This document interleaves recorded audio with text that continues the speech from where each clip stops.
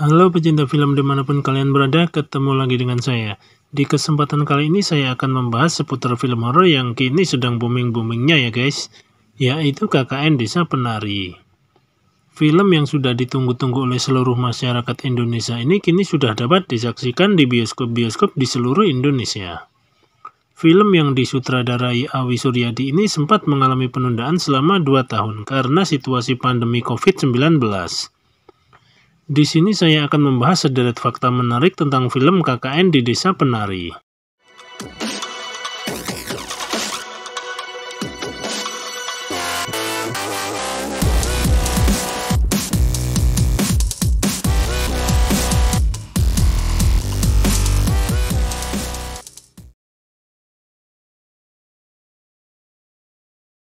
MD Pictures telah menggarap film ini sejak tahun 2019 silam.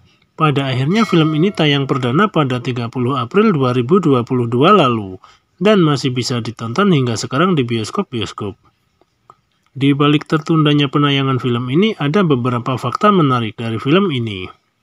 Film ini mengisahkan kejadian mistis yang menimpa 6 mahasiswa KKN yang bernama Nur, Widya, Ayu, Bima, Anton, dan Wahyu. Mereka bertemu dengan kepala desa yang bernama Pak Prabu. Pak Prabu mengingatkan mereka untuk mematuhi seluruh aturan dan menghindari tempat terlarang di desa itu selama mereka berada di sana. Hari-hari yang awalnya normal perlahan mulai berubah menjadi sangat mencekam setelah Nur dan Widya diganggu oleh hantu seorang penari. Bima pun juga mulai berubah sikapnya dan membuat program KKN mereka menjadi berantakan. Di sana Nur juga menemukan bahwa ada salah satu dari mereka yang melanggar aturan di desa itu. Akhirnya mereka meminta bantuan kepada Mbah Buyut yang merupakan dukun setempat untuk mengatasi permasalahan yang terjadi pada mereka. Awal mula viralnya film ini berawal dari adanya tweet horor yang diposting oleh pengguna Twitter yang bernama Simple Man.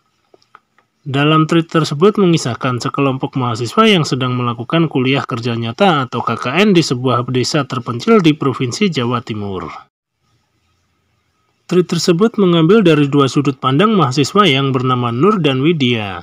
Kisah ini konon katanya diangkat dari kisah nyata. Di balik viralnya film KKN di Desa Penari, tampaknya sosok sang penulis atau Simple Man masih menjadi misteri dan tidak ada yang mengetahui identitas aslinya. Orang itu siapa?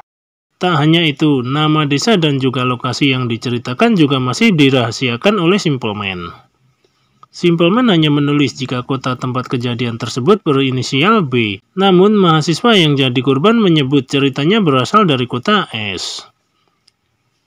Seperti yang diketahui bahwa film KKN di Desa Penari ini terpaksa ditunda untuk waktu yang belum bisa ditentukan. MD Pictures sudah selesai menggarap film ini di tahun 2019 dan dijadwalkan akan tayang pada tahun 2020. Namun karena kasus pandemi COVID-19, akhirnya film ini belum bisa tayang pada tahun 2020. Dan pada awal 2022, MD Pictures sempat mengumumkan akan menayangkan film ini pada bulan Februari. Namun sayangnya para penonton harus bersabar lebih lama lagi karena film kembali ditunda karena aturan PPKM. Pada akhirnya film ini telah resmi tayang pada 30 April 2022 yang lalu. Manot Punjabi selaku produser film KKN di Desa Penari sempat menjelaskan bahwa proses pembuatan film ini membutuhkan biaya hingga puluhan miliar. Penulis cerita KKN di Desa Penari sempat mengungkapkan, ia menyesal menulis kisah tersebut hingga menjadi viral melalui kanal YouTube Raditya Dika. Ia menyebutkan bahwa ada banyak pihak yang mengalami kejadian secara langsung, merasa terganggu karena media sosialnya dipenuhi komentar warganet. Padahal dari pihaknya telah menyembunyikan identitas lokasi kejadian dan nama kampus. Dari segi penonton tak ada yang menyangka film KKN di Desa Penari mampu menorehkan rekor baru jumlah penonton film nasional terbanyak. Sampai saat ini film ini sudah menembus angka hampir 9 juta penonton. Rekor ini mengalahkan jumlah penonton film Warkop DKI Reborn di tahun 2017. Film KKN di Desa Penari dengan kisah mistis itu juga mengalahkan popularitas film Dilan 1990 yang tayang pada tahun 2018 lalu. Oke, itulah sedikit info seputar film KKN di Desa Penari yang sekarang lagi heboh-hebohnya di bioskop-bioskop tanah air. Jika kalian penasaran dengan kisah lengkapnya, langsung tonton saja di bioskop-bioskop terdekat. Sampai ketemu lagi dengan saya di kesempatan selanjutnya. Ibadahku ya ibadahku, duduk urusan